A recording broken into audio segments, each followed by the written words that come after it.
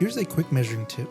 When trying to get dimensions between two obstacles, we're often tempted to measure from one end to the other and then eyeball where that tick lands on our measuring tape.